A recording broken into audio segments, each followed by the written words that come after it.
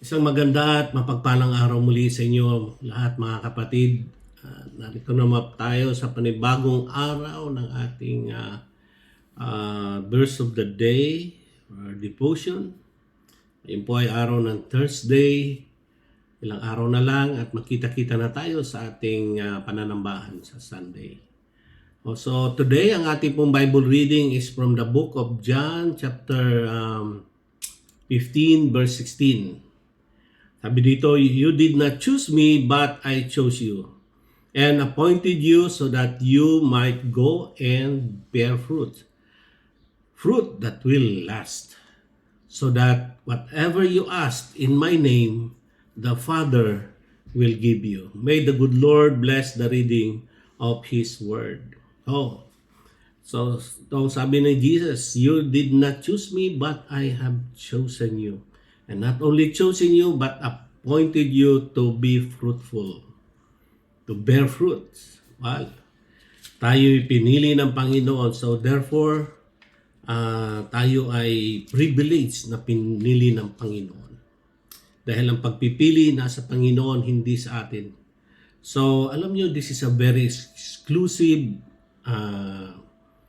scripture para sa mananampalataya, na paalala sa atin na pinili tayo ng Diyos. Hindi tayo ang pumili sa Kanya, kundi there was an appointed time for each one of us to know God, and that we gave our life to God and responded to that choosing of God. So, pagka tayo po'y napili ng Panginoon, therefore it is an honor, it is a privilege.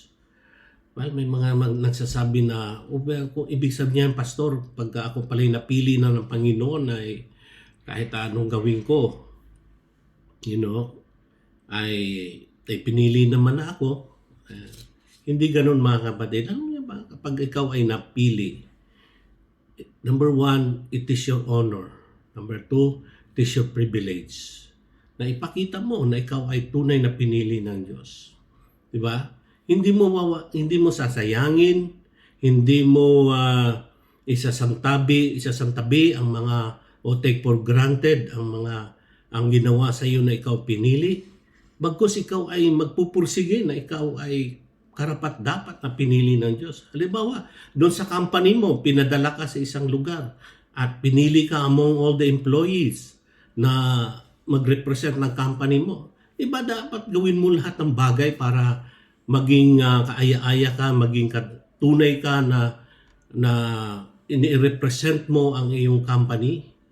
Diba? So, yung notion o yung pag-iisip na pinili naman ako, magbabanjing-banjing na lang ako, because it's the burden of choosing is not on my side, but is in the side of God. So, hindi ganun kapatid. Kaya, kailangan i-preserve natin yung pagpili sa atin ng Panginoon. Tayo ay pinili ng Panginoon para saan? Para sa Kanyang kaharian. Na makasama niya sa Kanyang kaharian. At habang nandito tayo sa lupa, tayo naman ay magiging tunay na patutuo na tayo pinili ng Diyos. Tayo ay tunay na mga tagasunod ng ating Panginoon. Tunay na disciples ng Panginoon. Kaya ginagawa natin ng lahat ng paraan, lahat ng bagay na hindi tayo natatamad-tamaran, hindi tayo nag-slumber. Kahit napagod na tayo sa ating paglilingkod, walang kapaguran sa Panginoon sapagkat ang Panginoon hindi nag-give up sa atin. Heaven is expecting us. One day, everything will come to an end. The world will come to an end. This world that we are in will come to an end, and one day we are going to go with Jesus in His kingdom. And mayroong kabayaran lahat ng ating pagpapagalan, ating ginagawa dito sa Panginoon. God is not a mock that He even recording everything that what we are doing. Heaven is recording what we are doing. Kasi one day tayo sa Panginoon in a vivid and a panoramic view, papakita sa atin ng Panginoon in a flash timeline, papakita niya yung lahat ng ginawa natin sa Panginoon nung mula nang tinawag ka niya at pinili ka niya. Kaya to me, it is an honor, it is a privilege na tayo tinawag ng Panginoon o pinili ng Diyos among the millions of His creations and even His children. Alright, so Preserve natin yan mga kapatid. Patunayan natin yan sa Panginoon na tayo ay karapat-dapat na pinili ng Diyos. Dahil the burden of choosing is not on us but it's in God. Kaya nga dapat na yung nating pag-igihan ang ginawa ng Panginoon sa ating buhay. At ang inutos sa atin ng Panginoon, sabi dito, that we will be fruitful. Fruitful sa lahat ng bagay, maging fruitful tayo. In other words, maging blessing ang ating buhay sa ibang bagay, sa ibang tao. In other words, kailangan mag-propagate tayo, kailangan mag-evangelize tayo. Kasi nga maging fruitful tayo, kailangan magkaroon tayo ng disciples. Kayo mga na-disciples na, tayo ay dapat mag-disciples. Alam niyo, I was listening to this old hymns called the faith of our fathers living still in us.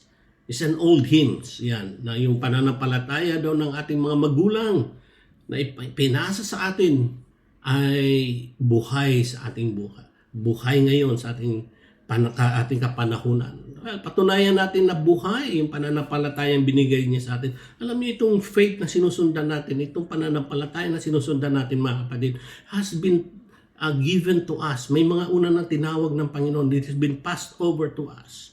Doon sa ating mga forefathers, mga magulang natin in faith, na pinasa sa atin. During their time, they were faithful. Dapat sa panahon natin ngayon, tayo rin ay dapat maging faithful sa ating pananampalataya, sa ating paglilingkod. Sabi nga, kahit gumagapang na tayo sa hirapan, susundin at susunod tayo sa Panginoon sapagkat yung nauna sa ating karumaldumal ang nangyari sa kanilang buhay. Kahindik-hindik ang nangyari sa kanila. They have the persecutions which we never experience these days. Basahin lang natin ang history, basahin lang natin ang history ng the earliest Christian church, kung paano sila nagsimula. So itong binasa sa atin, binigay sa atin, dapat maging patunayan natin sa ating time, sa ating generation na tayo ay maging tapat sa gawain ng Panginoon. Well, baka sabihin nyo naman, Pastor, hindi na ba pa ako pwedeng magpahinga? Hindi na ba ako pwedeng... Mayroon naman mayroon ka pahingaan. In other words, kahit ikaw nagpapahinga, you always continue to be in devotion sa ating Panginoon. At kailangan maging mabunga tayo sa ating ginagawa. So speaking about choosing God, ano ibig sabihin nito? Pinili tayo ng Panginoon at hindi tayo ang pumili. Ano ibig sabihin nito? Pinili tayo ng Panginoon na tayo ay maliligtas. Kapag ikaw ay pinili, in other words, ikaw ay maliligtas, ikaw ay makakasama niya sa kanyang kaharian, alam niyo, hindi lahat ng tao makakapasok sa langit. May parable si Jesus, the wide and the narrow road. Yung dalawang tao, magkaibigan, naglalakad sa field. Isa kukunin, yung isa maiiwan. Dalawang nagigiling ng palay. Isa kukunin, yung isang mawawala. In other words, may maiiwan. Saan sila pupunta? Sa eternal damnation. Kung ang anak ng Diyos, ang pinili ng Diyos, pupunta sa eternal heaven, and then therefore yung mga hindi pinili ng Panginoon, yung mahuhulog, makakasama ni Satanas, they will be thrown in the lake of fire. Yan. Tawag nilang hell. We're together with Satan kasi si Satan ang naging master ng kanilang buhay. They responded to the call of the enemy, Satan, rather than responding to the call of God. So, irresistible grace. Narinig nyo na ba yung word na yan? Yung pagpili sa atin ng Panginoon, irresistible yan eh. Hindi yan pwedeng itwart ng ating kagustuhan o ng anumang bagay. Kailan mangyayari yun eh? Di ba? There was a point in our life na binigay natin ang buhay ng Panginoon and yet hindi nga naman natin bigla na lang dumaan sa atin eh. It's because it's been purposely by God. It has been written, it has been designed by God na ikaw ay makakilala sa Panginoon. Right? Nobody can thwart that faith, thwart that grace of God. Irresistible ang grace ng Panginoon. Ano ba ang grace ng Panginoon? You know, it is the free and unmerited power of God, or favor of God. Tingnan natin yung Ephesians. Quickly lang yung Ephesians chapter 2 verse 8 says, "For it is by grace that you have been saved through faith. And it is not by yourself but it is the gift of God, otherwise we boast. So binigay ito ng Panginoon as a gift sa atin. Ito yung grace ng Panginoon, yan ang kaligtasan natin pa, mga kapatid. Yan ang kaligtasan mo. Ibinigay yan sa iyo freely, hindi dahil sa ginawa mo, hindi dahil sa sarili mo, ngunit kaloob yan ng Panginoon. So it's a privilege. It's an honor na tinanggap natin ang kaligtasan na yan ng Panginoon. And it is irresistible. That grace is irresistible. That means it is really given to us. And nothing in this world that we can stop. Nothing in this world that we can resist and thwart God's intention to take you to heaven. Ayan. Wow. Ibig sabihin, Pastor, wala na akong free will. Pwede ba akong mamili? Pwede ba akong tumanggi? Lalo na sa panahon ngayon na puro human rights. Yung ano yung feeling ko, dapat hindi ma-violate. Well, ito lang And hindi pinipilit ng Diyos ang sino man. Pero pag pinili ka ng Panginoon, there is a point of your time. There is a point of our time ay ikaw ay magre-respond doon sa pagtawag sa iyo ng Panginoon through that grace. Psalms 110 verse 3. Tingnan natin yung Psalms 110. Psalms 110 verse 3. Ito, thy people shall be willing in the day of thy power. Now, thy people, sino yung thy people? Yung pinili ng Diyos. Shall be willing in the day of thy power. Hindi ka kakalad ka rin ng Panginoon. Willing ka na lang sumunod. Bakit? Kasi nakita mo yung power ng Panginoon. Ano yung power ng Panginoon?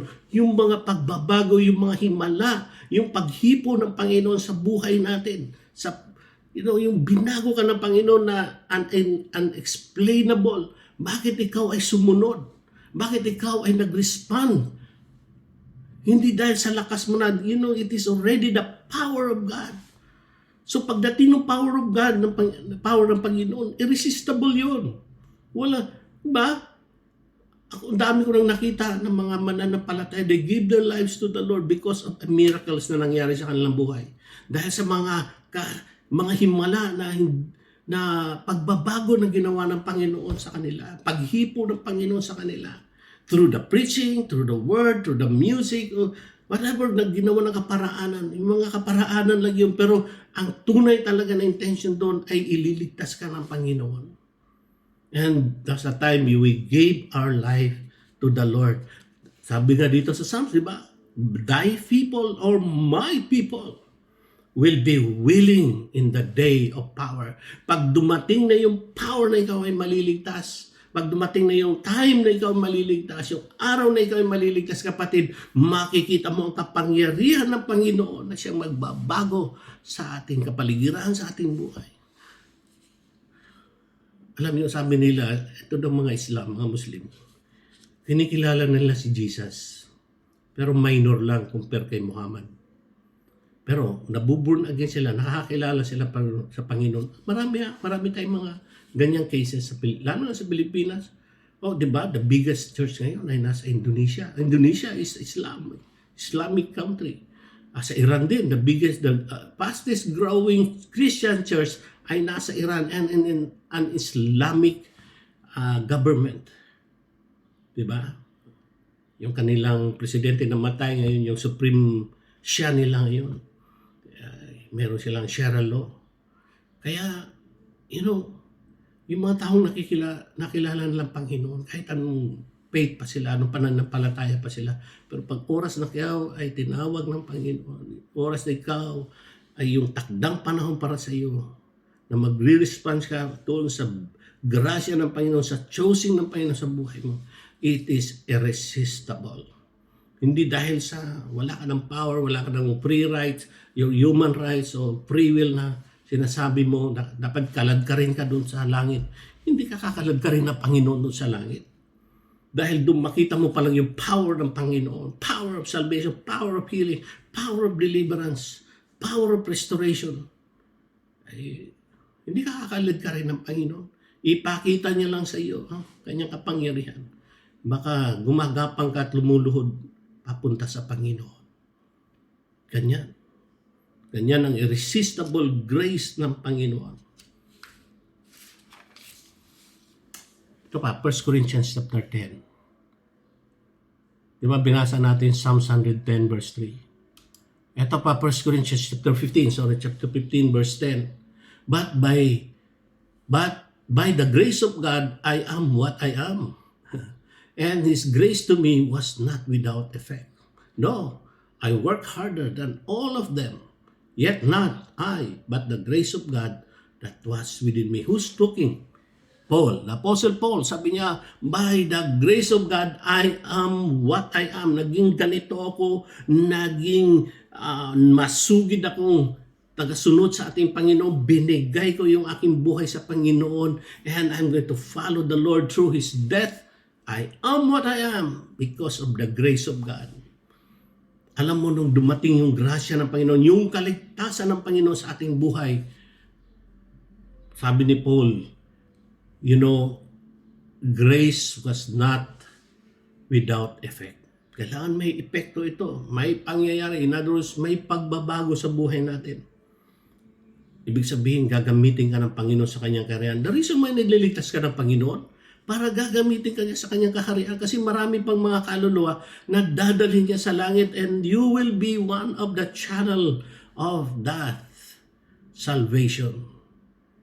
Kaya yung grace, yung kaligtasan na binigay sa atin ng Panginoon, sa iyo kapatid, walang, ibig sabihin nito, walang, sabi ni Paul, this was not without without effect. Ibig sabihin, mayroon talagang effect na mangyayari ito. And then, sabi niya, I work hard because of the grace of God. I work hard of my salvation. Alam mo, maraming mga tao pilosopo sabi nila, well, kung yan ang posisyon natin, pastor, na tayo pala pinili na ng Panginoon, preordain na tayo ng Diyos, Ama. Huwag na tayo gumawa, huwag na tayo mag-evangelize, huwag na tayo maghikayat, huwag na tayo mag-disciple, huwag na tayong mag-conquest na maghanap tayo ng mga kaluluwang madala natin sa Panginoon. Kabaliktaran, kapatid.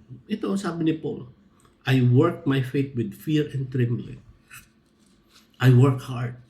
Harder than anyone else. Kaya binuboast ni Paul kanyang ginagawa.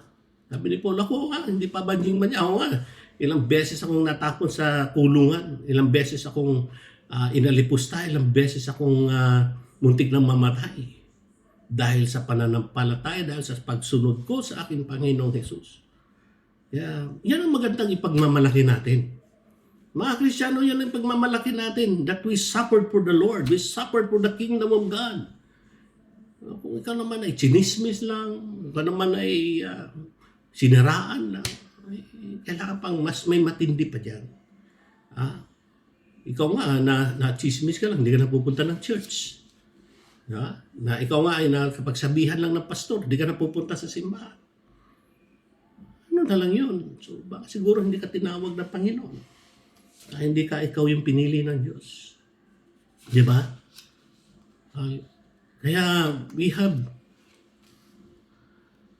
to handle our faith, our salvation. Ito pa, sabi ni Jesus, na willing tayong lumapit sa Panginoon. Hindi tayo kinaladkad ng Panginoon. Tingnan natin yung John chapter 6. Chapter 6, verse 37. All those the Father gives me will come to me, and whoever comes to me, I will not drive them away. All those the Father giving me. So, sino yung all those? Tayo yun. Tayo yung tinawag. So, ang Ama ang tumawag sa atin. Ang Ama ang nag-ordain sa atin.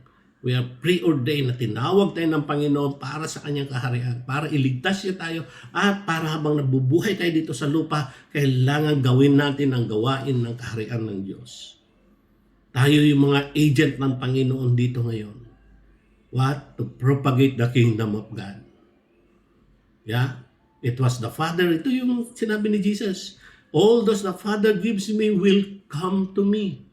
And whoever comes to me, I will never drive him away. So yung mga tinawag talaga ang Panginoon ng Diyos para sa kaharian. At alam mo kapatid, naririnig mo itong message, ikaw yun.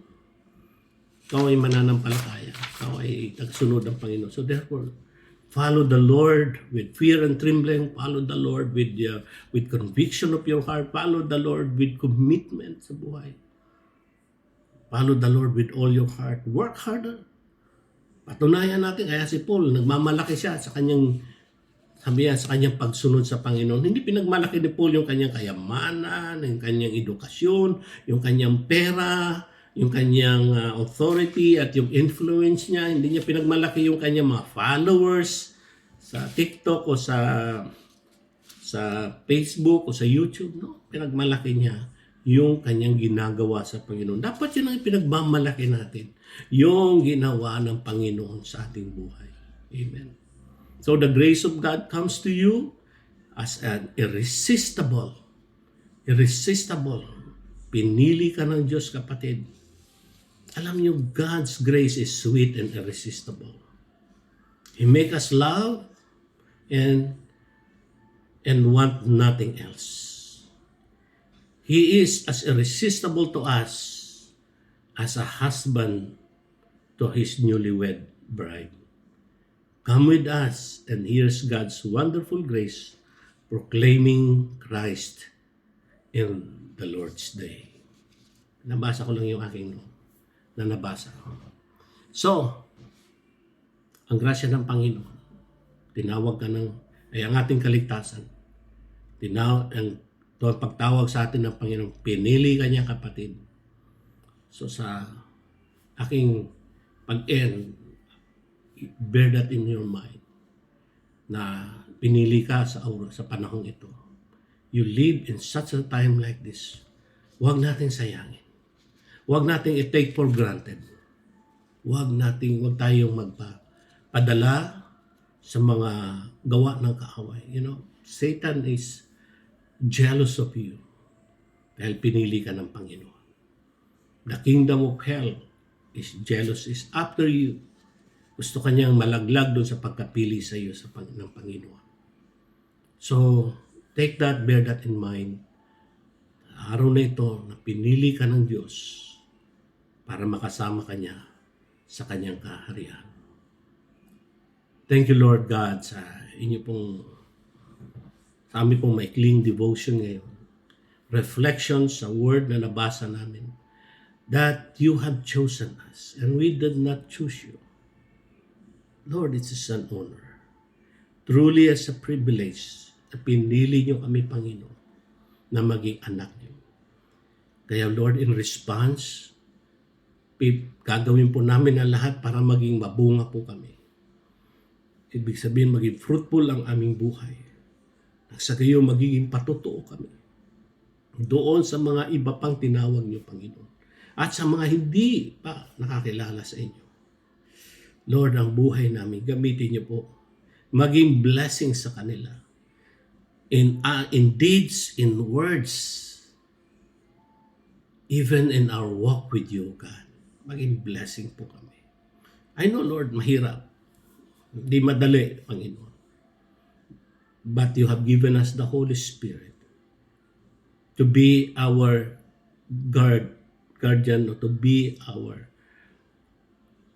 teacher, to be with us